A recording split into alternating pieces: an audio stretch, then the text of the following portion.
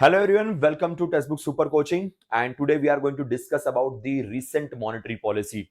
On the 9th of October, Reserve Bank of India, basically Monetary Policy Committee, talked about the monetary policy. They gave the monetary policy and RBI governor announced this monetary policy. So what exactly the stand of RBI or the Monetary Policy Committee, what they discussed about, what are the predictions given by this committee, as well as some other announcements regarding the regulatory system as well as the payment system was also made by the RBI governor. तो ये सारी चीजें, इन सब चीज के ऊपर हम लोग आज के सेशन में बात करेंगे. आज के सेशन में हम आपके साथ डिस्कस करेंगे. So I will start with the session. I will start with the discussion. But before that, those who are yet to subscribe our channel, please एक बार चैनल सब्सक्राइब कर दीजिएगा एंड सेशन को like करना मत भूलिए and please share this session with your friends, those who are preparing for these regulatory bodies and the banking exams. So start karte hain. First of all, another for the 10th time, literally for the 10th time, RBI governor mentioned that there is no change in the repo rate. So repo rate is still unchanged, 6.5%. It was predicted by many economists, it was predicted by many people that might be इस बार repo rate जो है वो 6.25 पे आ जाएगा, 0.25% से कम हो जाएगा. Because in the month of August, in the month of July, we saw a little bit less inflation. Inflation थोड़ा इंडिया का कम हो गया था. But in the month of September, again inflation went up, and that's why Monetary Policy Committee decided to keep the rate unchanged. काफी ज्यादा backlash हो रहे, काफी सारे क्रिटिसिज्म भी यहाँ पे आरबीआई को या मॉनेटरी पॉलिसी कमिटी को फेस करना पड़ रहा है because of this, because expectation सभी के थे कि ये 0.25% से कम हो जाएगा. But why RBI kept is as it is, or why monetary policy decided to kept is as it is unchanged? So we'll talk about that. We'll discuss about that. And what is the mindset of monetary policy committee is really very important for the exam point of view. Now, first of all, the first thing first, the repo rate is being unchanged to 6.50% for the last 10 time. So ये 10th वाला जो point है will be really crucial for the exam point of view. The second thing for the exam, of course, if monetary policy, sorry, if the repo rate is unchanged, if the policy repo rate is unchanged under liquidity adjustment facility, so the SDF, standing deposit facility, and the marginal standing facility will be also unchanged. Under repo rate, basically, banks are borrowing money from RBI. Under repo rate, banks are borrowing money from RBI for short term by keeping collaterals. So for that purpose, we use this rate, and the interest rate will be 6.50. It is a fixed repo. There are also auctionable repo. That's altogether different concept. We'll talk about that concept in our batches. Now, there is a SDF, standing deposit facility. Under SDF, basically, RBI is absorbing the excess liquidity in the market. If banks are having more money, then RBI approaching banks and borrowing money from the banks, keeping with RBI. And whenever the inflation scenario will go down, then RBI will return the money back with the stipulated interest rate. So it works as a reverse repo. Earlier there was a concept of reverse repo. Now we are using SDF. The difference between reverse repo and SDF is that under reverse repo, we used to keep collaterals. Means RBI used to keep collateral. Under SDF, there is no requirement of collateral, but the rest of the things are exactly similar when it comes to reverse repo and SDF. So when there is excess money in the market, RBI will borrow the money from the banks and for the short term, and then we'll return it back with the interest rate, which is 6.25%. MSF, if banks are not having any kind of security to borrow money from the RBI for short term, then they can use the SLR security, statutory liquidity ratio, and through which they can borrow the money. That is called as a marginal standing facility, that is MSF. If banks wants to borrow money for the long term, they can use the bank rate concept, and the rate of MSF and bank rate is similar, that is 6.75. So you can observe one thing. If the the repo rate is 6.50, so 6.50 is the repo rate. MSF will be always more than repo rate. So right now 0.25% का gap आपको दिखाई देगा. तो MSF और bank rate ये 0.25% से ज्यादा है, that is 6.75. Whereas SDF, standing deposit facility, ये 0.25% से कम है, रिडक्शन हो रहा है यहाँ पे. So SDF is 6.25. So if in future अगर हमारा रेपो रेट 6.25 हो गया तो automatically the SDF will be 6%, the MSF will be 6.50%. So changes उसके हिसाब से होते हैं. There is a relation between these rates and the relation is of 0.25%. ध्यान दीजिएगा. तो ये तो हो गया कि जिसको चेंज नहीं किया, जो एज इट इज रखा गया है. Now the important thing which is changed by the RBI or the Monetary Policy Committee is the stand of the Monetary Policy Committee is now neutral. Earlier अगर आपने 9 monetary policies पहले की पढ़ी होगी तो आपने उसमें एक स्टैंड देखा होगा, withdrawal of accommodation. RBI governor always used to mention withdrawal of accommodation, or monetary policy committee statement always used to mention withdrawal of accommodation. What was withdrawal of accommodation? So whatever the excess liquidity in the market, उसे withdraw करने की और उसे थोड़ा सा कम करने की कोशिश RBI by the way और अदर करता था. अब न्यूट्रल स्टैंड की बात की है. न्यूट्रल स्टैंड का मतलब है कि now RBI is having the mindset, whatever the inflation is right now, we just want to stabilize the inflation, that's it. Earlier scenario was that we wanted to reduce the inflation, and for that purpose we were using multiple tools to reduce the inflation. Other than repo, we were using different types of like selling the bonds, absorbing money from the market, using the auctionable repo, using the auctionable reverse repo. So we did many things to pull out the liquidity from the market से liquidity को absorb करने के लिए.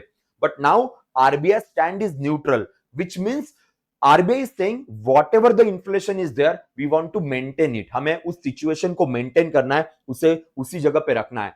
So RBI का ये कहना है कि we want head space, we want more space, we want more liberty कि अगर एक बार वो properly stable हो जाए, एक बार inflation 4% प्लस माइनस 2% के उस रेंज में 4% के आसपास एक बार फिक्स हो जाए, 4% के नजदीक एक बार फिक्स हो जाए, फिर हम रेपो रेट को कम करेंगे, फिर हम रेपो रेट को रिड्यूस करेंगे. तो तब तक के लिए न्यूट्रल स्टैंड होगा. तो अभी आरबीआई का स्टैंड मार्केट से मनी एब्जॉर्ब करने का नहीं है. तो एब्जॉर्प्शन ऑफ मनी ये तो रुक गया है, ये अभी नहीं होगा.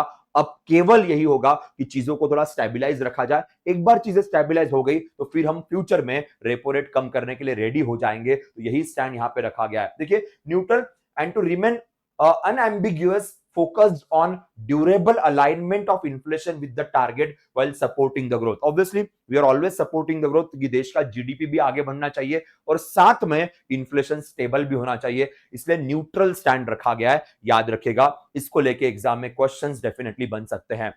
Now, there are always some projections, the projection of GDP, projection of inflation when it comes to monetary policy. So RBI stick to its previous projection of GDP, that is 7.2%. It was earlier mentioned. It was also same like mentioned earlier. And the inflation prediction is also same, 4.5%, which was mentioned by the Monetary Policy Committee in the last monetary policy. So these two things are similar. There's no change over here. These are predictions, by the way, what RBI is expecting, what monetary policy is expecting from the Indian economy.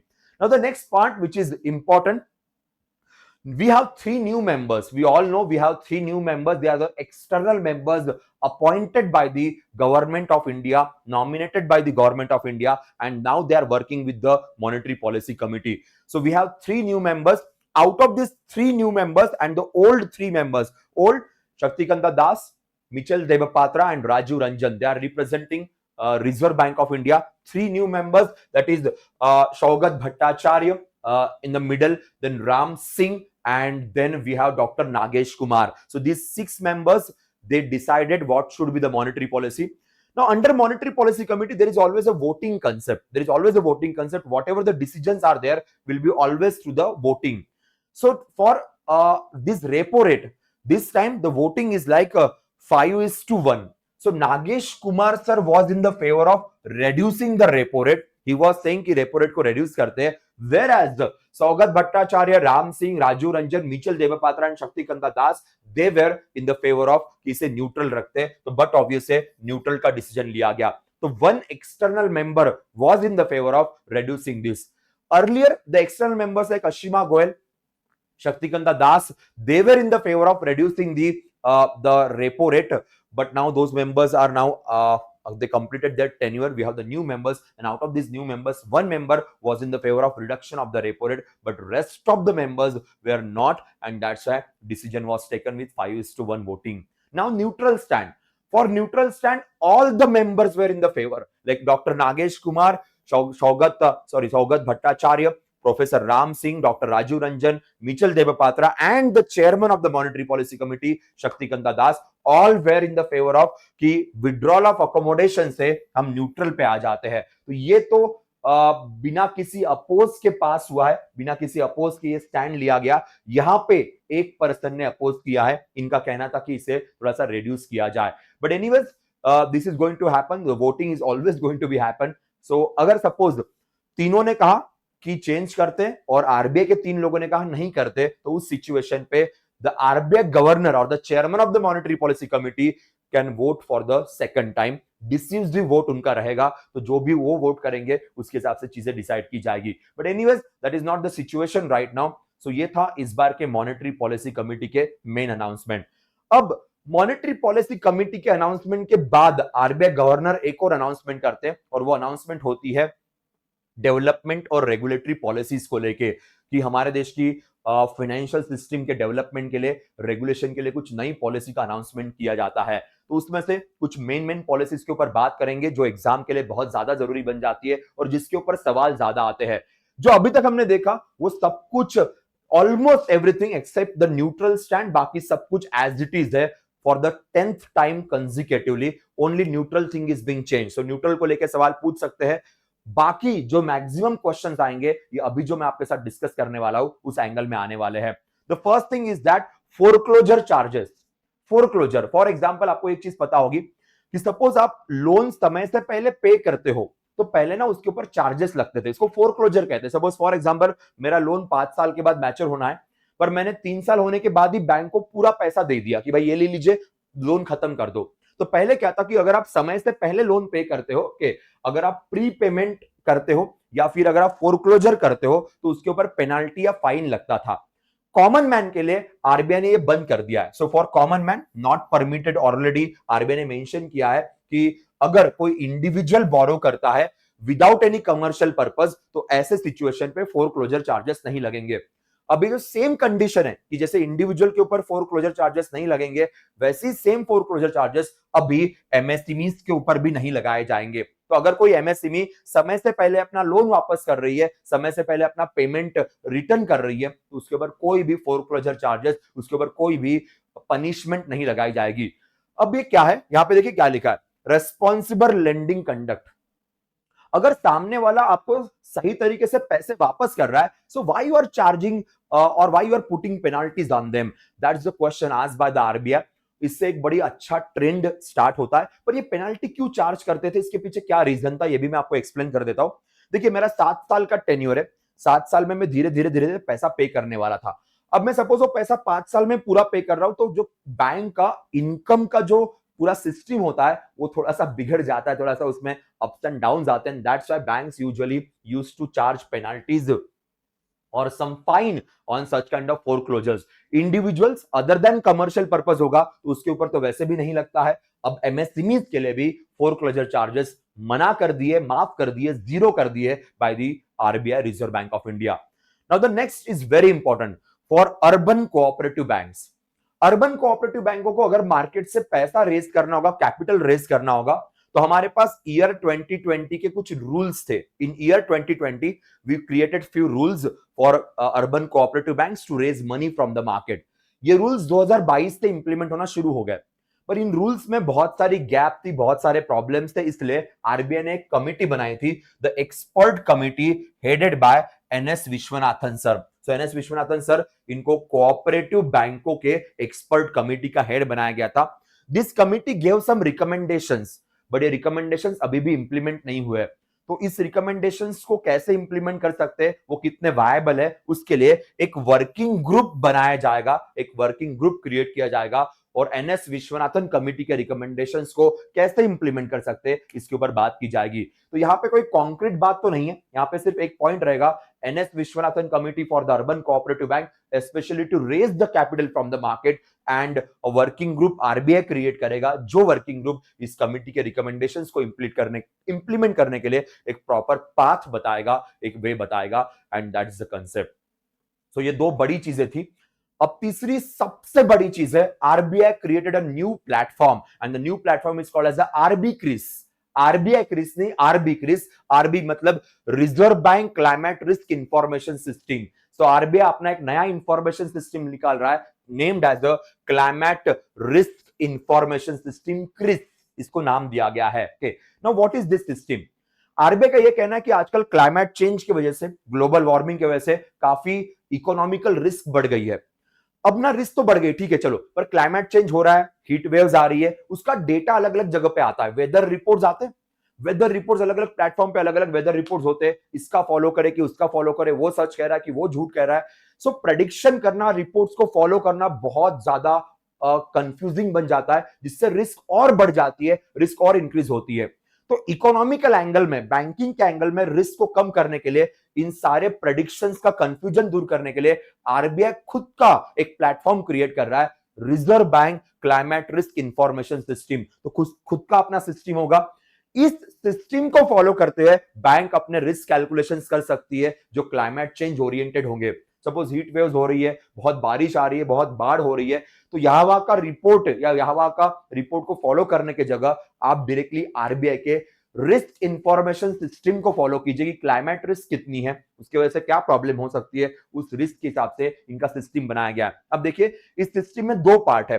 The first part will be web based directory listing various data sources, meteorological, geopolitical, geospatial, so ये सारी information यहां पे रहेगी। तो RBI सारी information collect करके एक जगह पे सेंट्रलाइज तरीके से देगा के, और आप उसमें से उस सिस्टम को फॉलो कर सकते हो। मेट्रोलॉजिकल डिपार्टमेंट का डेटा रहेगा, वेदर के अलग अलग डेटा जो कंपाइल होते हैं सारे इस फर्स्ट वेब पोर्टल पे रहेंगे।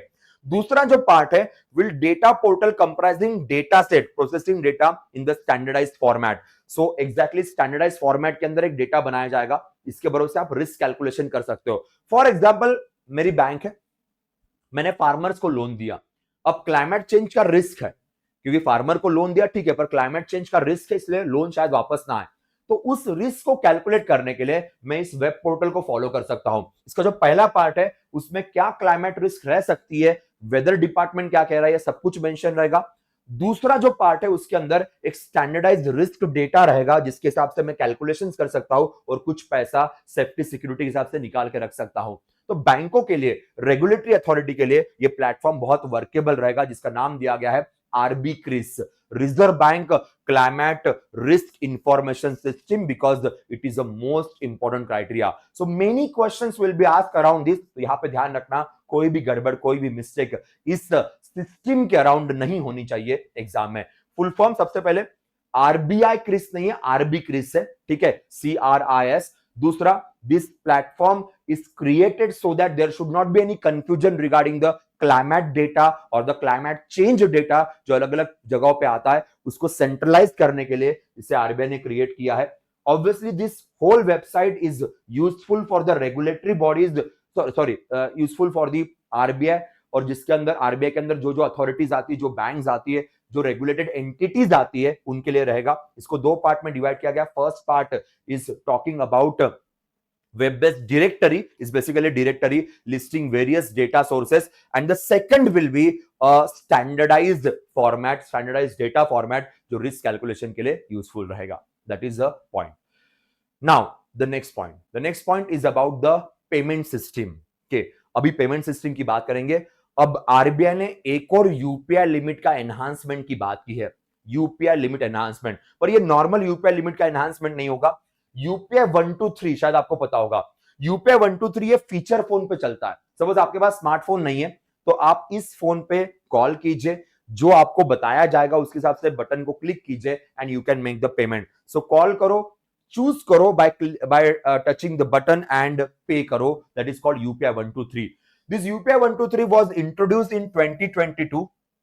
इस यूपीआई 123 में अभी फिलहाल 12 लैंग्वेजेस में ये यूपीआई 123 अवेलेबल हो चुका है, 12 लैंग्वेजेस में, क्योंकि फीचर फोन है, स्मार्टफोन नहीं है, तो आपको जो लैंग्वेज चूज करनी आप कर सकते हो। 12 लैंग्वेजेस के ऑप्शन अभी यूपीआई 123 के अंदर है। How many languages, how many official languages in India, ये कई बार क्वेश्चन पूछते, तो we have 22 official languages in India. Recently classical languages were in use के 5 नई क्लासिकल लैंग्वेज इंप्लीमेंट की गई। So we have total 11 classical languages in our country. 22 official languages and under UPI 123 we have 12 languages system जिससे customer use कर सकता है। दूसरी चीज, यूपीआई 123 के अंदर पहले जो लिमिट थी ट्रांजेक्शन की वो 5000 थी। मींस यूपीआई 123 से आप 5000 तक का पैसा ट्रांसफर कर सकते थे। Now this limit is being increased to now 10000। अब इसका लिमिट बढ़ा के 10000 कर दिया है यूपीआई 123 का, अगर आपको फीचर फोन के थ्रू पेमेंट करने होंगे तो। दूसरा, यूपीआई लाइट या यूपीआई लीड जिसे हम लोग कहते हैं, इसका भी लिमिट चेंज कर दिया गया है। इसमें हम वन टाइम पे, सपोज यूपीआई लिट में क्या होता है कि आपको पिन डालने की जरूरत नहीं है। आपने शायद ऐड देखा होगा फोन पे का ऐड आता है कि विदाउट पुटिंग द पिन आप 500 रुपए तक का पेमेंट यहां पे कर सकते हो और ओवरऑल जो लिमिट है वो 2000 की होगी इस वॉलेट के अंदर। सो 500 रुपीज का पेमेंट एंड ओवरऑल लिमिट 2000 का रहेगा। अब इसे भी इंक्रीज किया गया है। Now the transaction will be up to 1000, 500 से 1000 का limit, means 500 to 1000 and wallet limit will be 5000। Means 2000 का था, इसको 5000 कर दिया। ये 500 था, इसे 1000 कर दिया अंडर यूपीआई लाइट और UPI lead. That is another significant change by the reserve bank of India. RBI also mention one thing कि इसके बारे में डिटेलिंग ये एनपीसीआई देगा, national payment corporation of India देगा, बिकॉज ये उन्हीं के प्रोडक्ट्स हैं। And the most important thing, जैसे हम यूपीआई या आईएमपीएस का पेमेंट करते हैं, सपोज फॉर एग्जांपल आपने किसी अननोन पर्सन को पेमेंट किया होगा, आपने क्यूआर कोड स्कैन किया होगा। क्यूआर कोड स्कैन करते ही वहां लिख के आता है कि ये किसके नाम पे रजिस्टर्ड है। या सपोज किसी के नंबर पे पेमेंट करना होगा तो आप उसका फोन नंबर डालते हो, वहां लिख के आता है कि भाई ये किसके नंबर पे रजिस्टर्ड है। फिर आप क्रॉस चेक करोगे और फिर आप पेमेंट कर दोगे। या इवन अकाउंट नंबर डालने के बाद भी वहां पे आता है कि भाई किसके नाम पे अकाउंट है, क्रॉस चेक करके फिर आप पेमेंट करते हो, तो फ्रॉड होने के चांसेस थोड़े कम होते हैं। ये सिस्टम यूपीआई आईएमपीएस दोनों में अवेलेबल है।